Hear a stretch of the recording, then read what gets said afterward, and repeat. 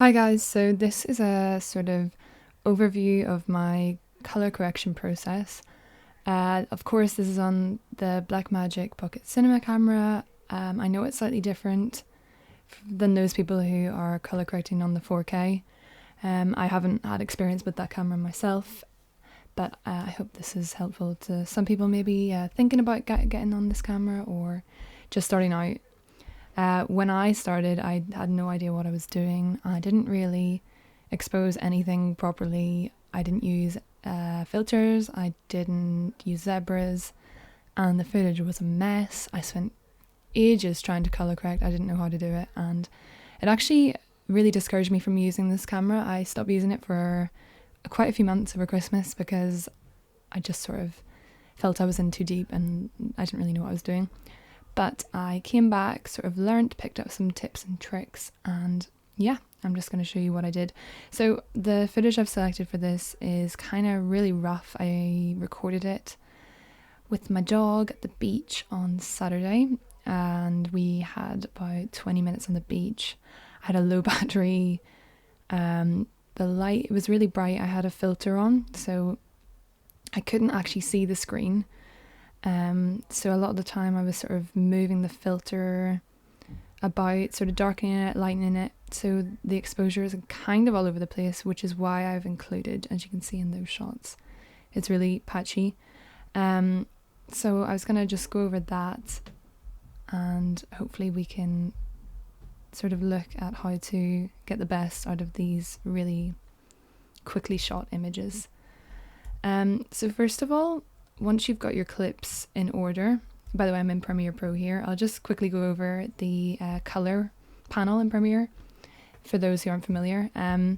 Definitely get your Lumetri scopes open, so it's in this section beside your effects, and it's called Lumetri scopes. So the ones I would use are mainly these two. This is the RGB Parade, and this is the vector scope.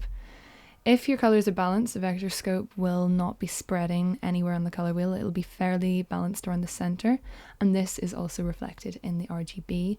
You'll have your values for red, green and blue, pretty much streamlined. If I move through this, you can see where the colours are coming from. So my dog there is sort of moving in line with the points in the colour. And here, this sort of follows with the sky and the trajectory of this mountain.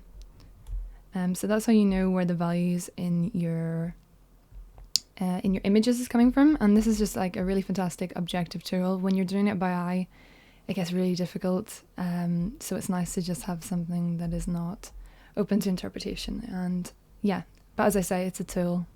It's not the be all and end all. Ultimately, your judgment is what's going to be best for that. So to start off, because these clips, as you can see, are kind of quite differently exposed. For example, this one's pretty light, this one's quite bright. This one up here is way overexposed. This is quite overexposed. I'm going to just use an adjustment layer to add saturation. So if we go down here and open up an adjustment layer, there, and drag that on top of our clips. You have to make sure that that's on top of your clips so that it applies any effects you put onto that will be applied to all the clips below. And then I just start by adding saturation on the basic correction and quite a bit in the creative. You know, this is something you can go over again individually later and crank up or reduce if you want to, which is totally cool. I'm going to leave that at about there. So you can see there's quite a bit of white balance that needs to be done.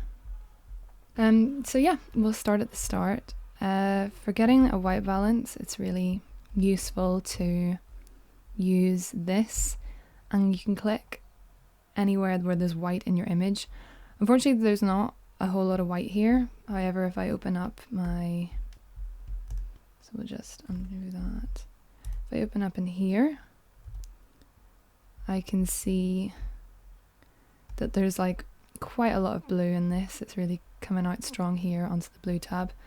So I'm just gonna decrease that over here. Get something that's slightly more balanced looking. Okay, here there is, this is quite blue as well. That's made it slightly too red. So I'm gonna take that to there. 9. You know, you can sort of work by eye.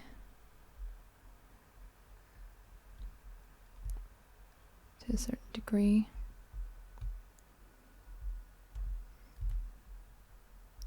That looks pretty saturated actually.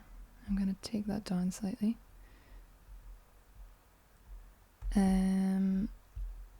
Again, this is looking quite blue. Take that to 5.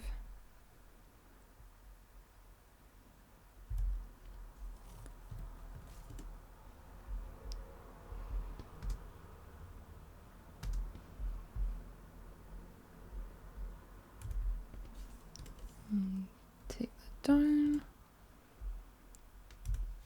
It's kind of a guessing game in a way if you can't use your white balance here.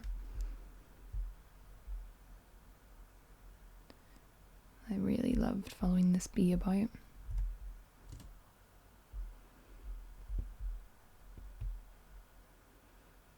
Yeah, it's a nice close-up of the bee.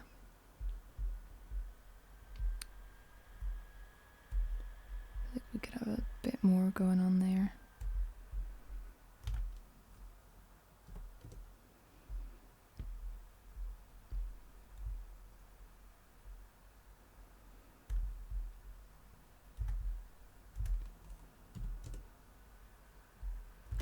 Again, we don't want to like saturate so much that we're losing that nice blue in the sky. I'm going to take down the exposure slightly on this to like preserve that deep color and bring down the greens.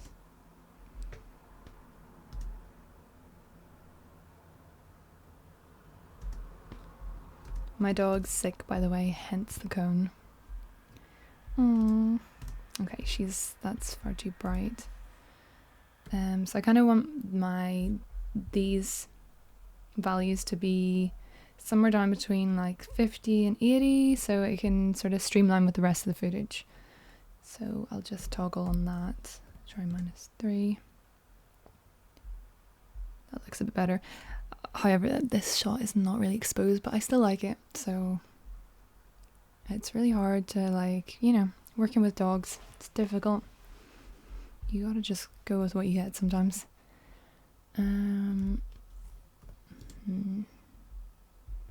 It's still quite bright. -0.4.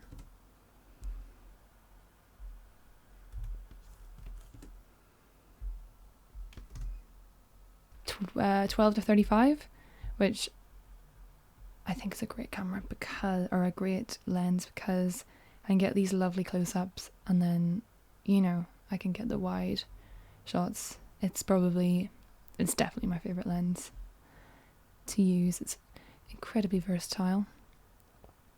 So she's looking very reflective here on this rock. I already had lowered that. I can use the white balance here. That's a bit too... That's not too bad.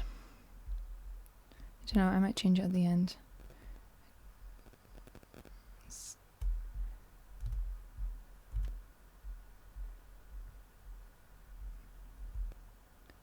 You see, I'd like totally darken that there. So that's still pretty bright in comparison. Dodgy footage, fellas.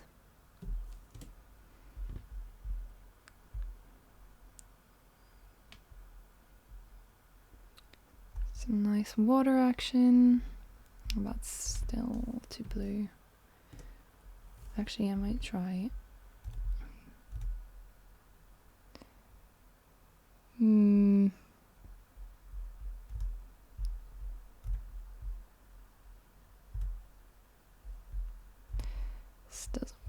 sometimes, as you can see.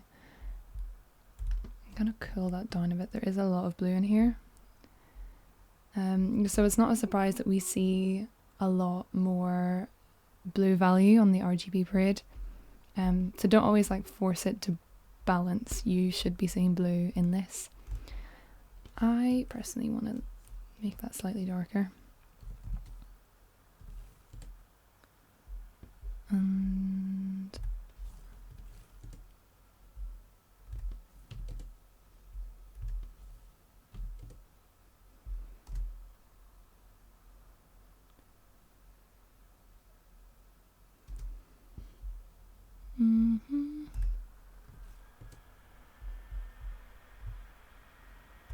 that looks way far too red in comparison.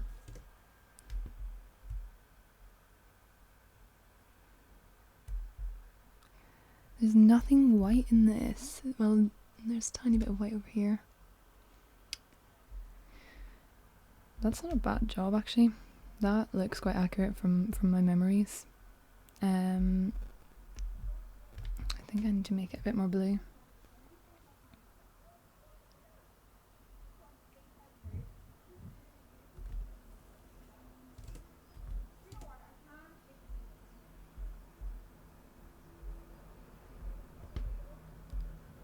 Yeah, so first run through, there's obviously quite a bit to go here still. I'm gonna make this a little bit darker. These images are like still totally flat. By the way, this is all shot in ProRes.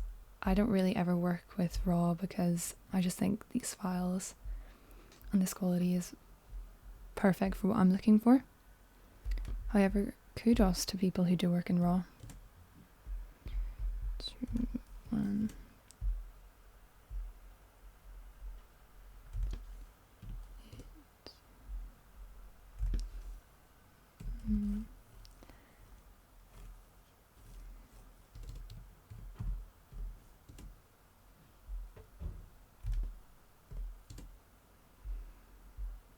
Sometimes the best way to learn is just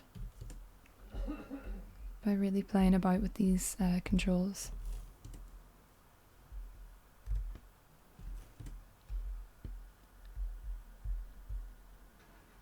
You can do that as well. So I'm going to put that to 2. 3. I feel like that sun's looking slightly greeny.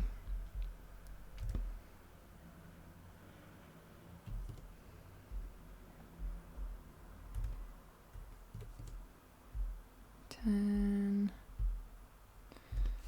minus. You can contrast individually, or I'm going to start out by doing it on the adjustment layer just to speed things up. And I would do that under the curve section here. I like the control that this gives you. In there, I'll have to have her cut that down.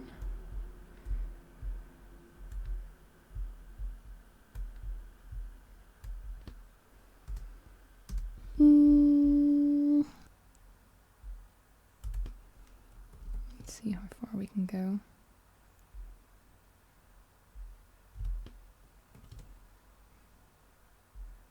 There, I think that looks a bit better actually. And I'm gonna add a touch more.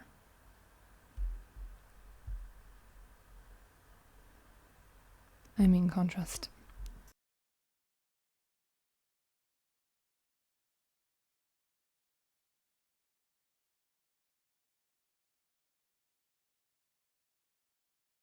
Contrast.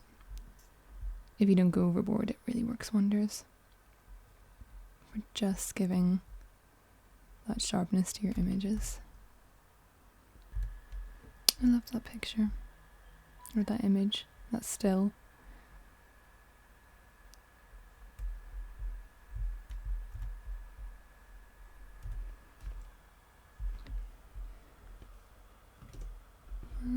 It's a bit too green.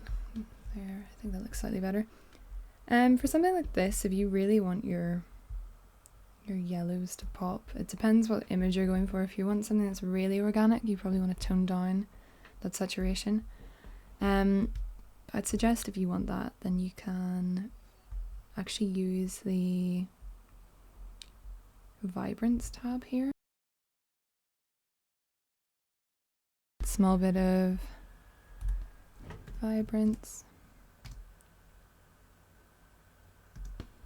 It's actually, if you look in the background, I would say that could do with a little bit of, it's a little bit too green. And the opposite of green is pink, so we're going to put that in. And like, I just undid those changes, but you can see how subtle the changes are, and that's them redone. So sometimes it's just really small margins you're talking about. And that's still pretty blue actually. Take that to 10.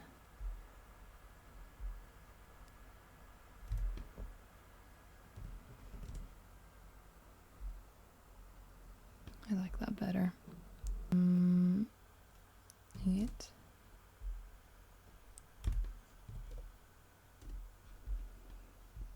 That's nice. I'm going to contrast that a bit more.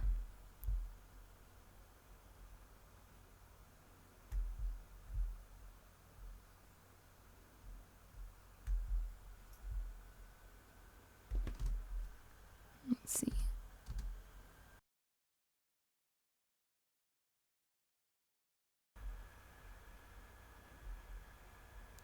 See how terrible was I like pulling the ND. I just could not like see the screen properly. So yeah, definitely need to invest in an outdoor external monitor or a viewfinder or something that's going to help. Because there's nothing worse when you actually have decent footage, but you've sort of been changing the exposure on it all over the place and you actually can't use it, which is kind of what I've got going on here to a certain degree.